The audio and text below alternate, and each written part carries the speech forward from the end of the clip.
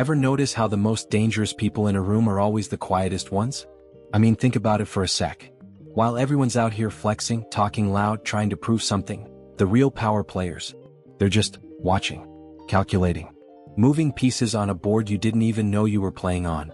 And honestly, that's way more terrifying than any tough guy act could ever be.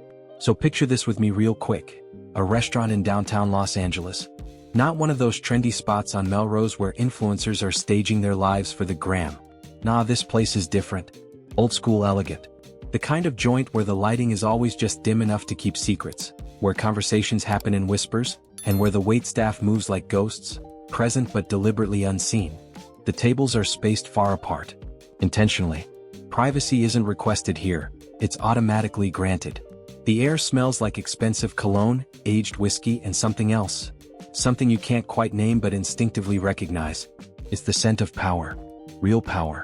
The kind that doesn't need to announce itself because everyone already knows. And at the center table, the one that's always reserved, always empty until he arrives, sits a man who embodies everything I just described. Mid-50s maybe. Salt and pepper hair slicked back with precision. Custom suit that probably costs more than most people's cars. His posture is relaxed, almost casual, but there's something in the way he holds his glass of scotch. The control. The absolute certainty that nothing in this room happens without his permission. His name doesn't matter for this story. What matters is what he represents. He's the kind of guy whose phone calls get returned immediately. Whose suggestions become reality. Whose displeasure, even the hint of it, can ruin lives. Not through violence, not through anything so crude. Just influence, connections. The invisible architecture of power that holds entire systems together. People respect him. Or maybe fear is the more honest word, though no one would ever say it out loud. He's built an empire on reading people, on understanding exactly which strings to pull and when. Nothing rattles him. Nothing surprises him. He's seen every angle, played every game, and won more times than anyone could count. The restaurant staff knows the drill. His favorite scotch appears without being ordered. The temperature is always exactly how he likes it. Any potential disruption is handled before it becomes one. Everything runs smooth, like a well-oiled machine built specifically around his comfort and control. But here's where things get interesting. In the corner of this perfectly orchestrated scene, there's someone else. Someone who doesn't belong in the usual narrative of power and prestige. A cleaning woman, probably late 40s, early 50s. Her uniform is faded but spotless. Ironed with care even though no one ever really looks at her long enough to notice. She moves through the spaces between tables with practiced efficiency, collecting glasses, wiping surfaces, existing in that strange liminal space where working people live. Visible enough to do the job, invisible enough to be ignored. You ever think about those people? The ones we see every single day but never really see? She's been working here for years. Same shift, same routine, same quiet dignity that most folks mistake for submission. But if you looked closer, really looked, you'd notice something else. The way she holds her shoulders just a little too straight for someone who's supposed to be broken down by circumstance. The hint of something in her eyes that hasn't been extinguished, even after years of being treated like furniture. Tonight, something's different. There's a tension in her movements. A hesitation that wasn't there before. She's cleaning the same spot on a table for the third time, her hands shaking just enough to see if you're paying attention. And the man at the center table? He notices everything. So here's what I need you to stick with me for, because what happens next?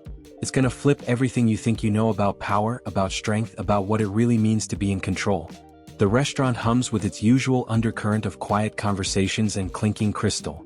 But there's a shift coming. Something that's about to crack the perfect surface of this carefully maintained world. The question is, are you ready to see what real power actually looks like? Because trust me, it's nothing like what you'd expect. The cleaning woman glances toward the center table. Just once. Quick. Almost like she's fighting with herself about whether she should even be thinking what she's thinking. And look, real quick before we go any further. If this story's already hitting different for you, if you're feeling that curiosity pulling you in, do me a solid and smash that like button. Seriously. It tells YouTube that stories like this, the real human ones that don't make headlines, matter. And hey, if you're vibing with this kind of content, hit subscribe too. We're building something here. A community that sees past the surface, that understands power isn't always what it seems. Alright, back to it. She's made her decision. You can see it in the way she straightens up, smooths down her uniform one more time. Whatever she's about to do, there's no turning back from it. The restaurant continues its orchestrated dance around her, oblivious. But he's not oblivious. Those cold, calculating eyes have already tracked her movement. He knows she's coming before she takes the first step. She moves toward him with deliberate steps. Not rushed. Not hesitant anymore. Just steady. Like someone who's finally accepted that the cliff they're about to jump off is the only way forward, even if they can't see the bottom. Every head in the restaurant stays carefully turned away.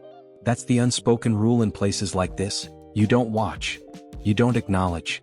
You exist in your own bubble and let everyone else exist in theirs, especially when it involves him. The waitstaff freezes mid-motion, their survival instincts kicking in. Something's happening that shouldn't be happening, and the smart play is to become invisible. But here's the thing about hierarchies, about power structures. They only work when everyone agrees to play their role. The second someone steps outside their designated box, the whole system shudders. And this woman? She's about to shatter every invisible rule that keeps this world spinning smoothly. She stops about 3 feet from his table. Close enough to speak without raising her voice. Far enough to show respect for the boundaries that everyone knows exist, even if they're never stated out loud. He doesn't look up immediately. That's a power move, right? Making someone wait. Making them understand that your attention is a commodity, something to be granted, not demanded. He takes another sip of his scotch, slow and measured. The ice clinks against the crystal. In the silence of that moment, it sounds impossibly loud. When he finally raises his eyes to meet hers, there's no warmth there. No invitation. Just cold assessment. The kind of look that's broken stronger people than her. The kind of look that says, you have exactly 5 seconds to justify why you're disrupting my evening, and those 5 seconds better be worth my time. Most people would crumble right there. I'm talking instant regret, apologies tumbling out, backing away while bowing like they're in some medieval court. The weight of his displeasure, even unspoken, is enough to make grown men reconsider their entire approach to life. But she doesn't flinch. Doesn't apologize for existing in his space. Her hands are clasped in front of her, not ringing nervously, just held. Steady. There's something in her posture that's almost dignified, despite the faded uniform, despite the decades of being overlooked. I need your help, she says. Just like that. 4 words. No preamble. No build-up. No elaborate explanation about why she deserves his attention or apologies for daring to approach him. The statement hangs in the air between them, simple and undeniable. Now here's where things get interesting, and I mean really interesting. Because the response you'd expect? It's not what happens. Not even close. See, this man has heard every pitch, every plea, every angle you could imagine. People want things from him constantly. Money, favors, protection, opportunities. They come at him with tears, with anger, with carefully crafted stories designed to manipulate his emotions or appeal to his self-interest. He's built an empire on seeing through bullshit, on identifying the angle before someone even finishes their sentence. But this is different. There's no manipulation in her voice. No performance. Just a straightforward statement of need, delivered with the kind of quiet courage that only comes from having absolutely nothing left to lose. He leans back in his chair, his expression unreadable.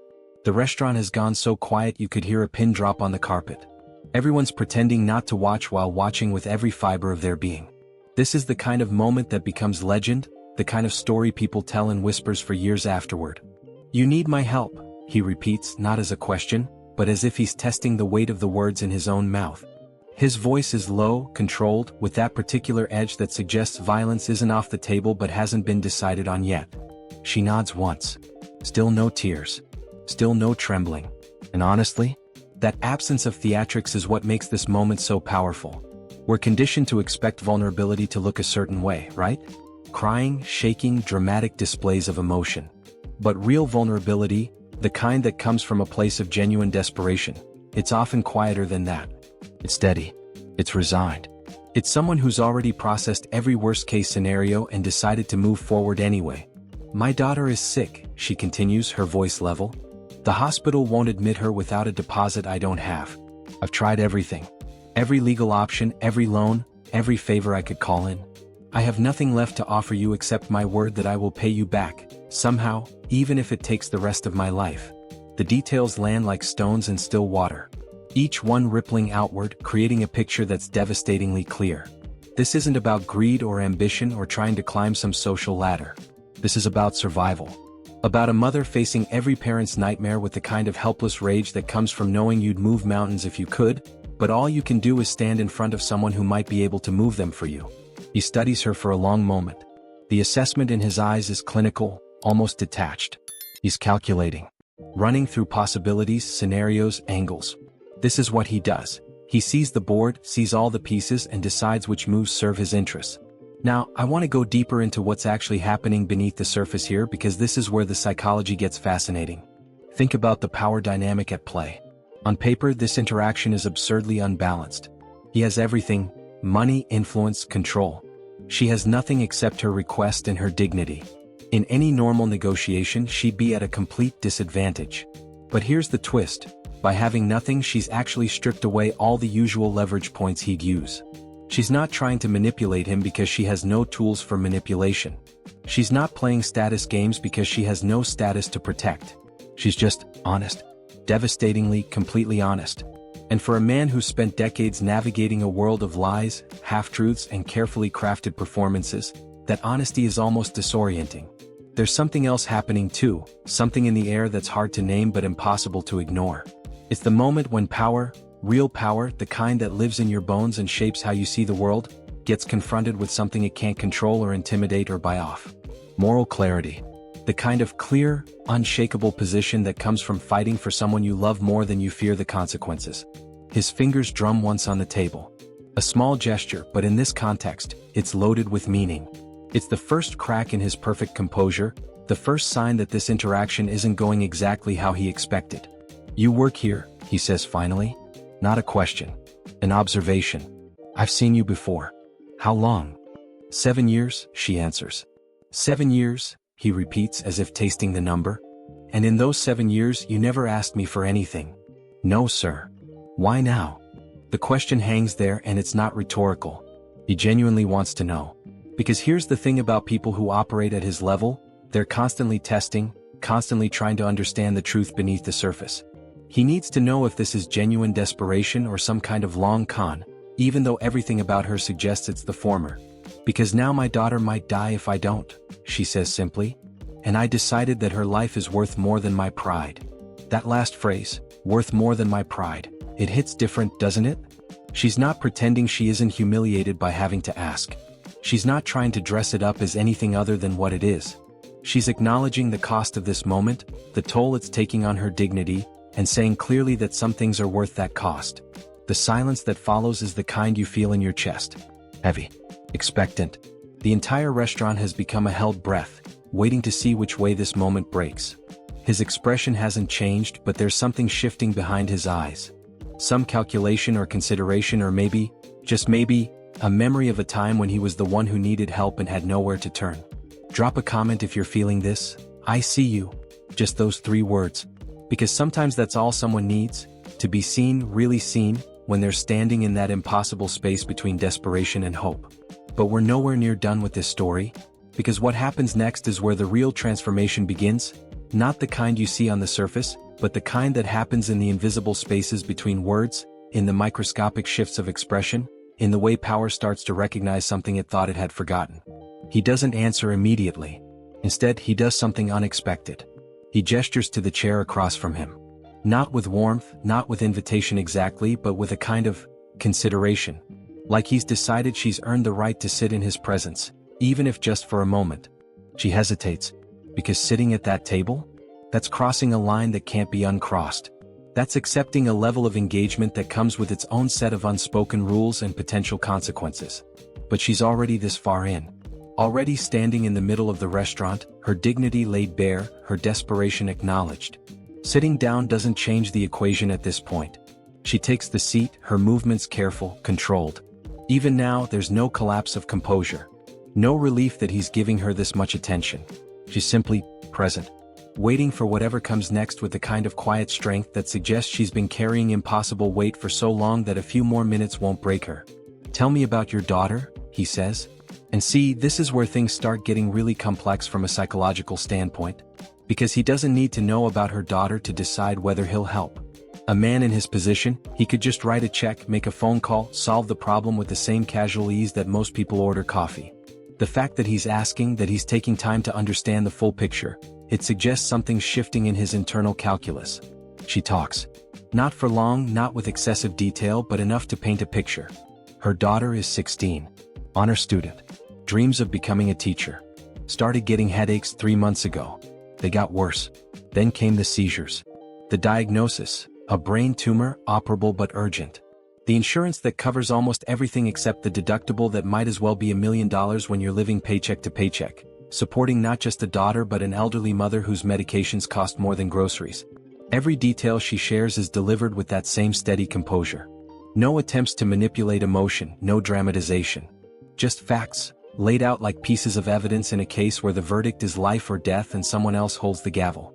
He listens without interruption. His face remains largely unreadable, but there are micro-expressions if you know how to look for them.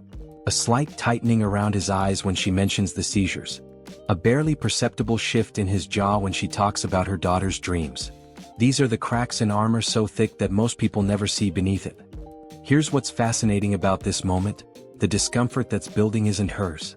She's already uncomfortable, already exposed, already standing in the most vulnerable position imaginable.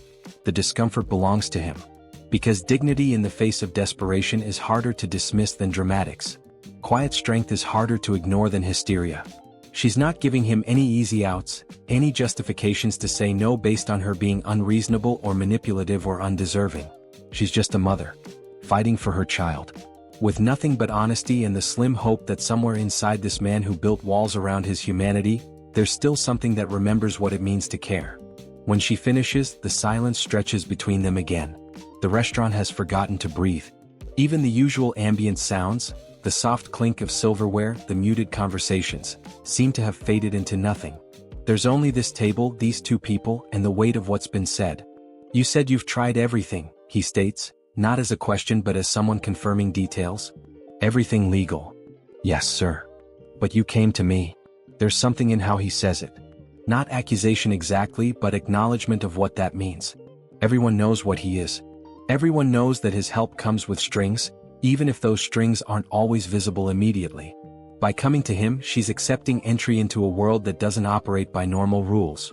I came to you because I have no other choice, she says simply. And because I believe that even powerful people can choose to do good when it matters. That last sentence. Man, that's the kind of statement that cuts through every defense mechanism, every justification, every story someone tells themselves about who they are and why they do what they do. She's not appealing to his self-interest. She's not trying to leverage his reputation or threaten exposure or any of the usual tactics people use when dealing with someone like him. She's appealing to something deeper. The possibility that underneath all the power and control and carefully maintained distance from ordinary human concerns, there's still a person who can make the choice to help simply because it's right. Now I want to go deeper into what's really happening here because this is where the hidden dynamics become clear. In this interaction, she's done something remarkable without even realizing it. She's flipped the script on power itself. Usually, when someone asks him for something, they're giving him power over them. They're placing themselves in a position of debt before the first dollar is even transferred. But by framing her request as a question about his character, about whether he can choose to do good, she's actually placed him in a position where he has to confront who he really is beneath all the armor. It's not manipulation because it's too honest to be manipulation. It's just truth. The uncomfortable, unavoidable kind that makes you question the story you've been telling yourself about your own nature. You can see it working on him. Not in any dramatic way, not with some Hollywood moment of visible transformation, but in the small things. The way his hand has stopped moving. The way his gaze hasn't left her face, not to check his phone, not to scan the room, not to signal dismissal. The way something behind his eyes suggests he's seeing her, really seeing her, possibly for the first time despite the fact that she's been cleaning tables in his presence for 7 years. The truth is, people like him, people who operate in spaces where mercy is weakness and compassion is a liability, they don't get challenged on their humanity very often. Everyone's too afraid to try. Everyone accepts the mask as the reality. But she's standing there, quietly, patiently, holding up a mirror that reflects something he might have buried so deep he forgot it was there. His next words, when they come, are measured. You understand that if I help you, people will talk. They'll think you're under my protection. They'll make assumptions about what you did to earn that protection. She nods. I understand. My daughter's life is worth more than my reputation. There it is again. That clarity of priority. That unflinching willingness to pay whatever social cost is necessary. In a world where image and perception are currency, she's willing to be misunderstood, judged, gossiped about as long as her daughter lives. That's not weakness. That's the opposite of weakness. Something shifts in his expression. It's subtle, like watching ice start to crack before the surface gives way. The armor is still there, but there are fissures now. Small ones. Barely visible. But present. Hey, real talk for a second. If you've ever been in that position where you had to ask for help and it cost you something to do it, where you had to set aside pride or fear or whatever was holding you back because something mattered more, drop a comment. Just write, "I understand." Because that's what community is, right? Recognizing ourselves and each other's struggles. Your story matters here. And honestly, knowing you're out there, that you're connecting with this on a real level, that's what makes creating content like this worthwhile. But listen, we're right at the edge of something major here. The decision he's about to make? It's going to reveal more about power and humanity than anything you'd expect. He reaches into his jacket. The movement is slow, deliberate, and for a split second the entire restaurant tenses. Because when a man like him reaches for something, you never really know what's coming out. Power, in its rawest form, always carries that edge of uncertainty. But what emerges is just a phone. Sleek, expensive, the kind of device that probably costs more than 3 months of her salary. He unlocks it with his thumb, scrolls for a moment, then makes a call. No preamble. No explanation to her about what he's doing. Just immediate action, which is probably how he's operated his entire life.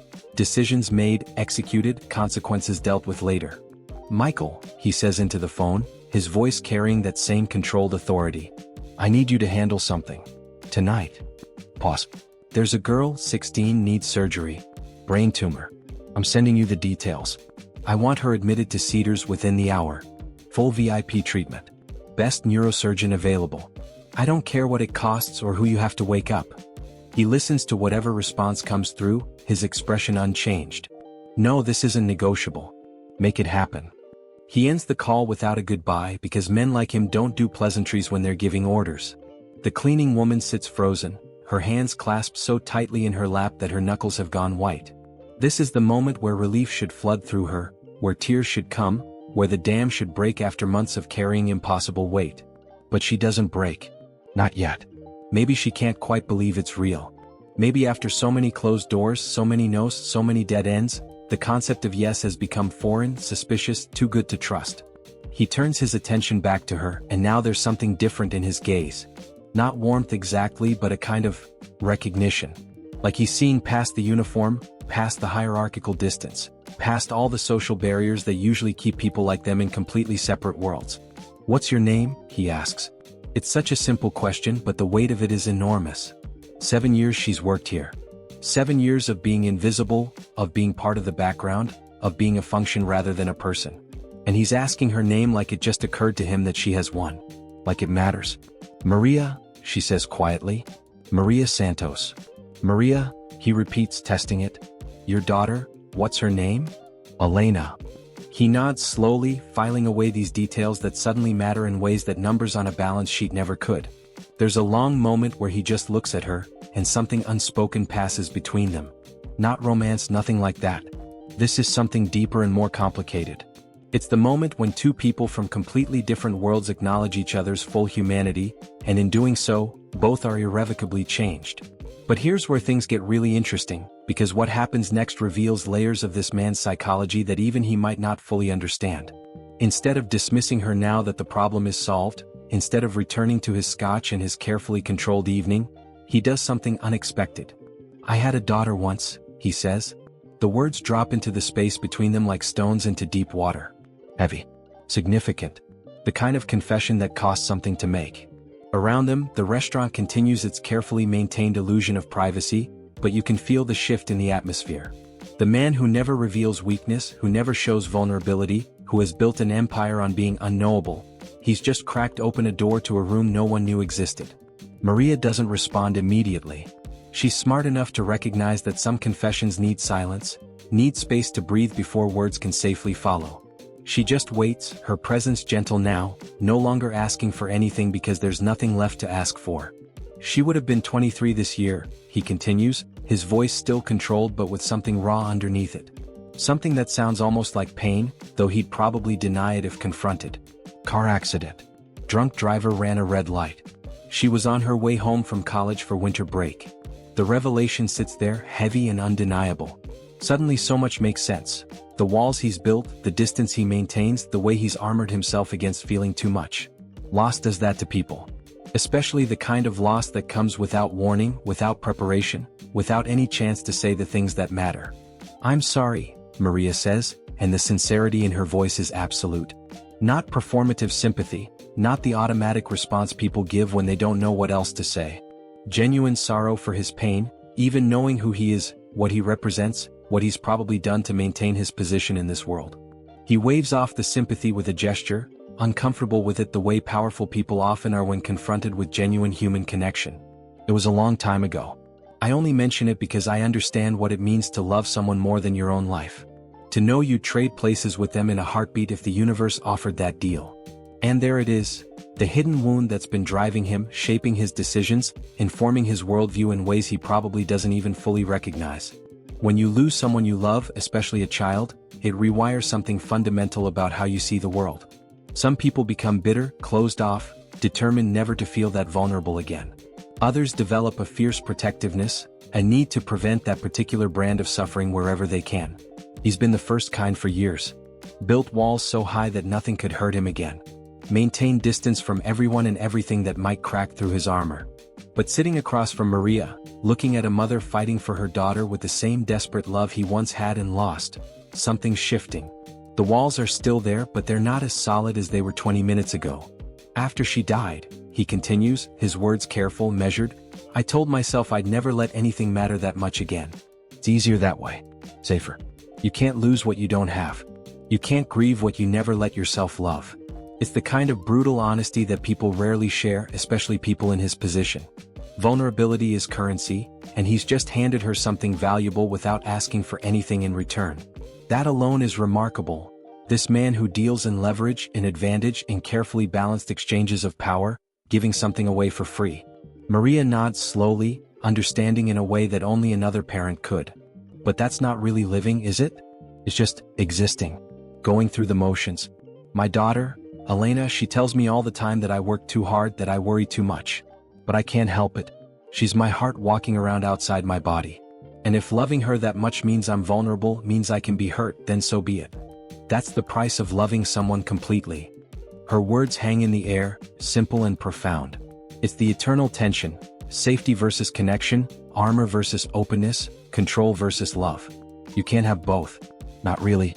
You have to choose which risk you're willing to take. The risk of loss or the risk of never truly living at all. Something crosses his face then. Not quite a smile, not quite pain. Something in between. Maybe recognition of a truth he's been avoiding for years.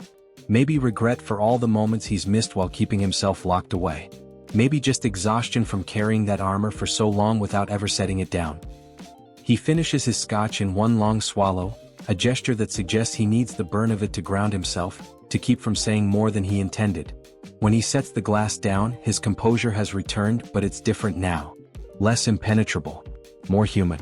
Your daughter will get the best care available, he says, shifting back into the practical, the actionable. The surgery will happen tomorrow morning. Dr. Patterson is the best neurosurgeon on the West Coast. I've used him before. Elena will be in good hands. I don't know how to thank you, Maria says, and now finally there are tears gathering at the corners of her eyes. Not dramatic, not overflowing, just the quiet evidence of relief so profound it has to manifest physically somehow. You don't need to thank me, he replies. Just promise me something. Anything. When your daughter is better, when she's healthy and back to dreaming about becoming a teacher, don't tell her this story.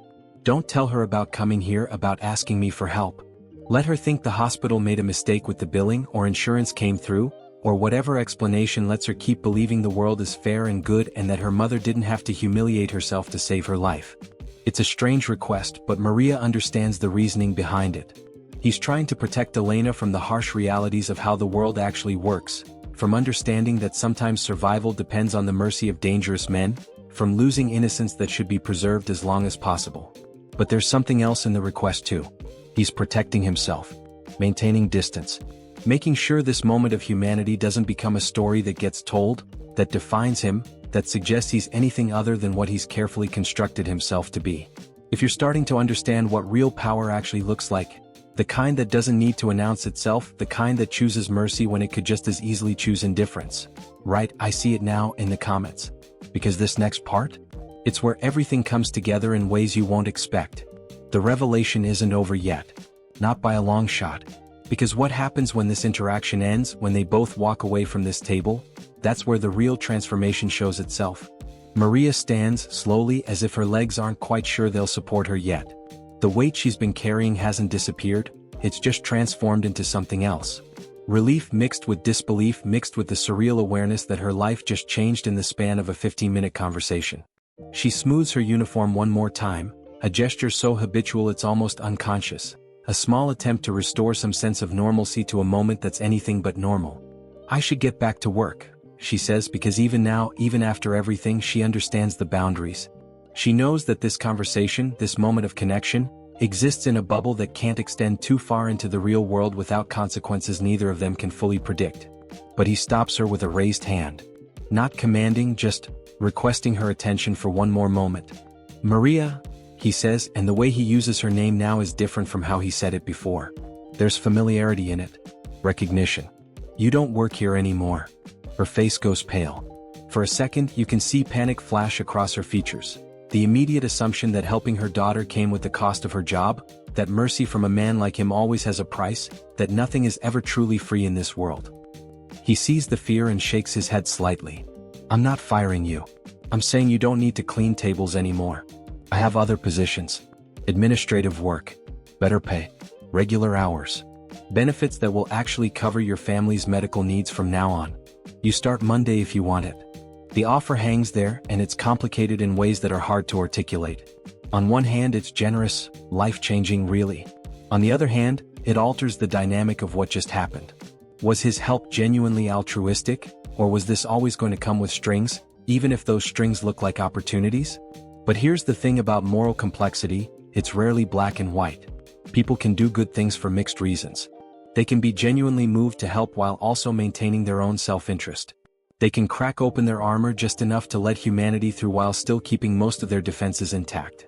That doesn't make the good deed less good. It just makes it human. Maria considers the offer with that same quiet dignity she's maintained throughout this entire interaction. She's not jumping at it with desperate gratitude. She's actually thinking it through, weighing what acceptance means, what obligations might come with it, whether this is truly a gift or a different kind of cage. I accept, she finally says. Thank you. For everything. There's weight in those words. Acknowledgement of the complexity. Understanding that this moment has created a connection between them that's going to persist, for better or worse, in ways neither of them can fully predict yet. He nods once, a gesture of finality. My assistant will contact you tomorrow with details. For tonight, go. Be with your daughter. The hospital already has her information. They'll be expecting you. She turns to leave, makes it 3 steps before stopping and looking back at him one more time. Sir, she says, her voice soft but clear. I hope you find a way to let yourself feel things again. I think your daughter would want that for you. It's a bold thing to say. Borderline inappropriate given their respective positions. But she's earned the right to say it and they both know it. This moment has created a temporary equality between them, a space where truth can be spoken without the usual consequences. His expression doesn't change, but something flickers in his eyes. Maybe gratitude. Maybe pain. Maybe both. He doesn't respond, just gives the slightest inclination of his head, acknowledgement without commitment.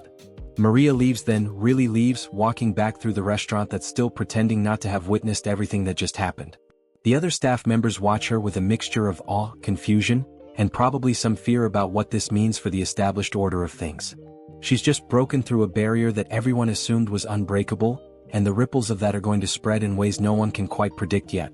The man at the center table sits alone again, exactly as he was before this entire interaction started. Same table. Same position.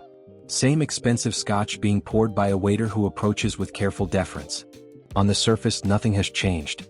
The restaurant returns to its usual rhythm, conversations resuming at adjacent tables, the piano in the corner picking up its subtle melody again. But everything has changed. You can see it in the way he stares at his glass without drinking from it, in the way his usual mask of perfect control has developed cracks that aren't quite sealing back up, in the way he's sitting there, present in body but clearly somewhere else in mind, wrestling with things he hasn't let himself think about in years. Because here's what just happened, the real transformation that occurred. Maria didn't just ask for help and receive it. She held up a mirror to his carefully constructed identity and forced him to confront who he is versus who he's pretended to be. She reminded him of what it feels like to care, really care, about another human being's suffering. She cracked through armor he thought was impenetrable with nothing but honesty, dignity, and the kind of courage that comes from having everything to lose. And he responded. Not with the callous indifference he's cultivated as his public persona. Not with the calculating self-interest that's supposed to govern every decision.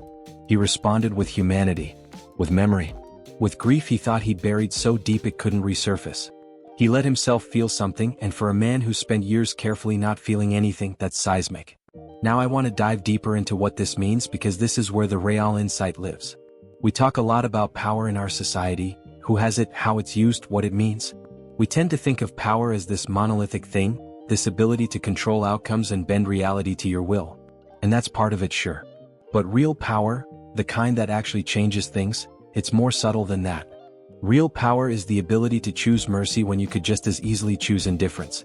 It's the capacity to see someone else's humanity even when you'd benefit from ignoring it. It's having every excuse in the world to say no and choosing to say yes anyway. That's not weakness masquerading as strength. That's strength so secure in itself that it doesn't need to prove anything. This man could have dismissed Maria. Could have had security escort her out. Could have ruined her life for daring to approach him. He had all the power in that interaction by conventional measures. But she had something too. Moral clarity, the kind that comes from fighting for something more important than your own ego or safety or reputation. And that clarity is its own form of power. What happened at that table was a negotiation, but not the kind you'd expect. It wasn't about money or leverage or quid pro quo. It was about two people from completely different worlds, recognizing each other as fully human and letting that recognition guide the outcome. That's rare. In a world that increasingly operates on transactional relationships and carefully calculated self-interest, genuine human connection has become almost revolutionary. The question is, and this is what's going to stay with him, what's going to keep him up at night, now that he's cracked open that door, can he close it again? Can you go back to not feeling once you've remembered what feeling is like? Can you rebuild armor that's been shattered by something as simple and profound as a mother's love for her daughter? He picks up his phone again, scrolls through contacts, hesitates over a name he hasn't called in years. His sister. The one family member he cut off after his daughter died because her presence, her attempts to help him grieve, felt like attacks on the protective numbness he was trying to cultivate. His thumb hovers over the call button for a long moment before he sets the phone down again. Not yet. But soon maybe. The fact that he's considering it at all is significant. Around him, the restaurant continues its elaborate dance of wealth, power, and carefully maintained hierarchies. But he's no longer fully part of it. Something's shifted. He's aware now of the people moving through the space in ways he wasn't before. The busboy clearing tables, the hostess managing reservations, the coat check girl who probably dreams of something bigger than this gilded cage. People with their own stories, their own struggles, their own daughters who might need help someday. It's an uncomfortable awareness. It would be so much easier to go back to seeing them as functions, as background scenery in his carefully controlled life. But Maria made that impossible. She humanized herself so completely, with such quiet dignity, that she inadvertently humanized everyone else too. You can't unsee that. You can't unknow it. The implications of this moment are going to unfold slowly, in ways neither of them can fully anticipate. Maybe he becomes more generous, more willing to use his power for good. Maybe he retreats further into himself, frightened by how much one simple act of mercy has already cost him emotionally. Maybe it's both, 2 steps forward, 1 step back, the messy nonlinear progress of actual human growth. But one thing's certain, neither of them will forget this night. The moment when a desperate mother and a grieving father found each other across an impossible divide and chose connection over isolation. When power met dignity and blinked first. When the armor cracked just enough to let the light in. If this story is reshaping how you think about power, about vulnerability, about what strength really means, drop a comment that just says, changed. One word. Because that's what moments like this do. They change us. They change how we see the world and our place in it. And the ripples from this interaction? They're just beginning to spread. 3 weeks later, Maria walks into that same restaurant. But this time, she's not wearing a cleaning uniform. She's dressed in simple office attire, carrying a folder of paperwork for her new administrative position. Her posture is different.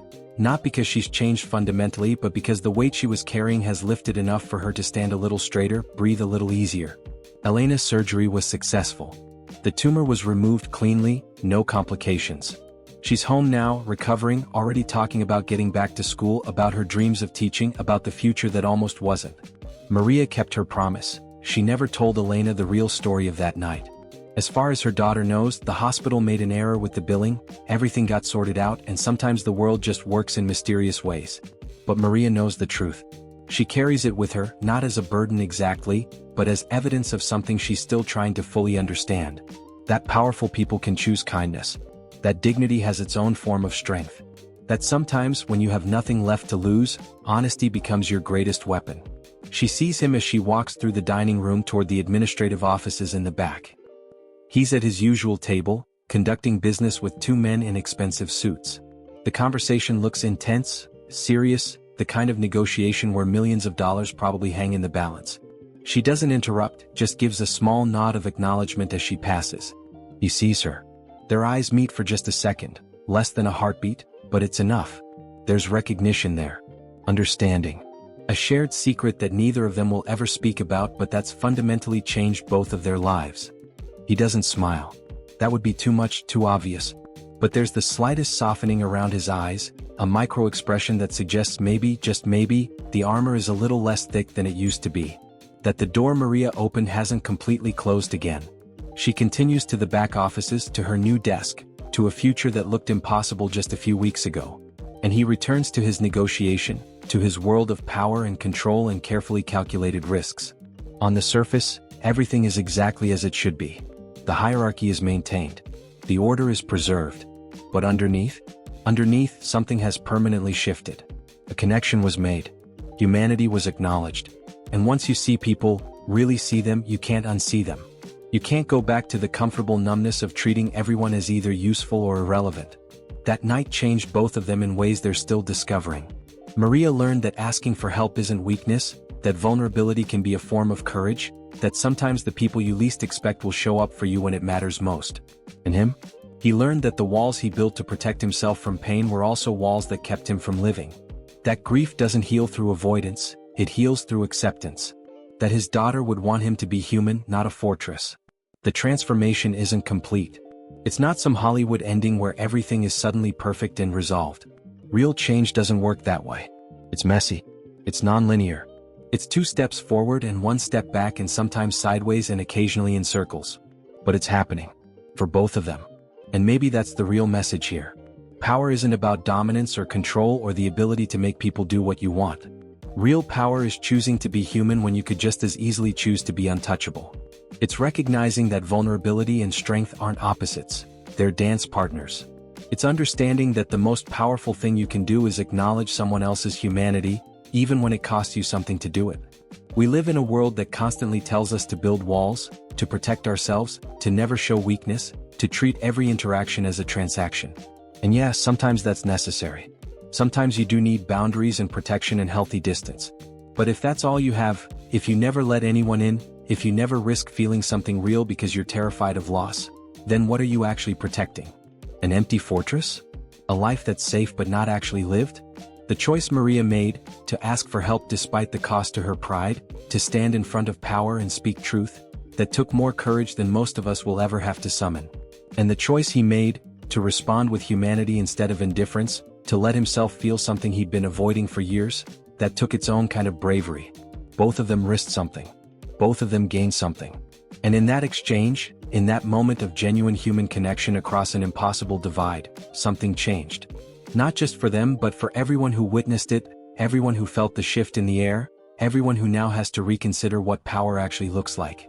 Look, if you made it all the way to this point, I just want to say thank you. Seriously.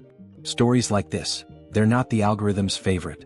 They don't have clickbait titles or manufactured drama or easy answers. They're just human. Messy and complicated and real. And the fact that you stuck around, that you invested your time in understanding these characters and what they represent, that means something. If this story changed how you see power or vulnerability, or what it means to be strong, hit that like button. Not for me, but because it tells the platform that content like this matters. That depth and nuance and real human emotion deserve space in our feeds alongside everything else competing for our attention. And if you want more of these stories, the kind that dig into the complicated, beautiful, painful reality of what it means to be human, subscribe to the channel. Right? I'm here for this in the comments, so I know you're part of this community, that you're someone who values substance over spectacle, connection over content. There's another story waiting for you, one that goes even deeper into these themes of hidden power and unexpected humanity. Click on the next video and keep this journey going. I'll meet you there.